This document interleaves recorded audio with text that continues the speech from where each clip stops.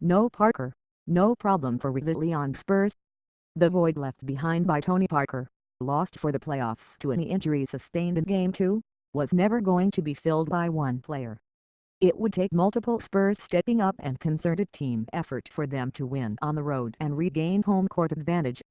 That's precisely what happened last night in Houston as they convincingly took Game 3, 103-92. It began with a defensive focus that turned James Harden from offensive maestro into a frazzled one-man show.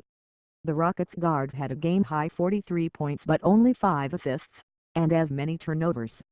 Usually the beneficiary of whistles, he was slapped with a technical foul midway through the fourth quarter, the collective result of several protestations directed at the refs. By consistently taking away Harden's passing lanes, the Spurs defense found itself scrambling less while limiting the Rockets' supporting cast of Ryan Anderson, Eric Gordon and Lou Williams. Instead they funneled Harden into the paint to be met by either LaMarcus Aldridge or Pau Gasol, allowing a few floaters and layups to go in but preventing him from making his usual reads to open shooters on the perimeter. The goal: sacrifice those moderately contested two-point looks instead of opening themselves up to a barrage of threes. Pop's decision to start Gasol overly continues to look like the smart one, as well. In a game of inches, Gasol's superior length has been a difference maker. And then there's the impact a reinvigorated Aldridge made.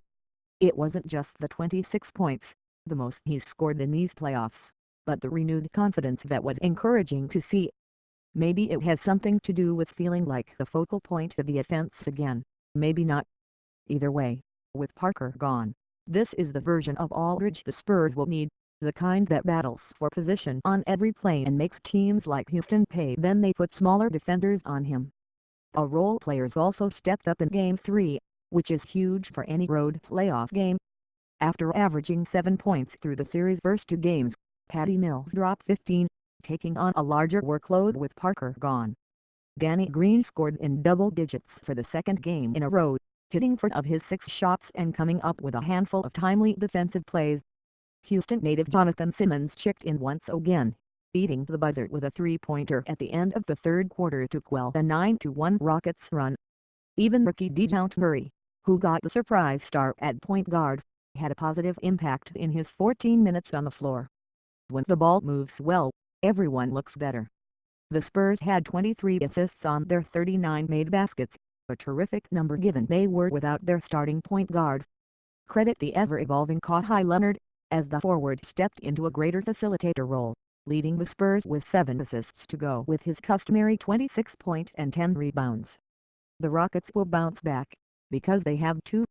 They'll look for new ways to deploy Harden and hope that more of the misses from the last 2 games become makes.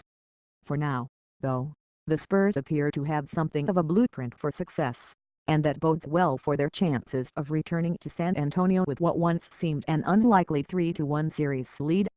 Game 4 will be on Sunday at 8 p.m.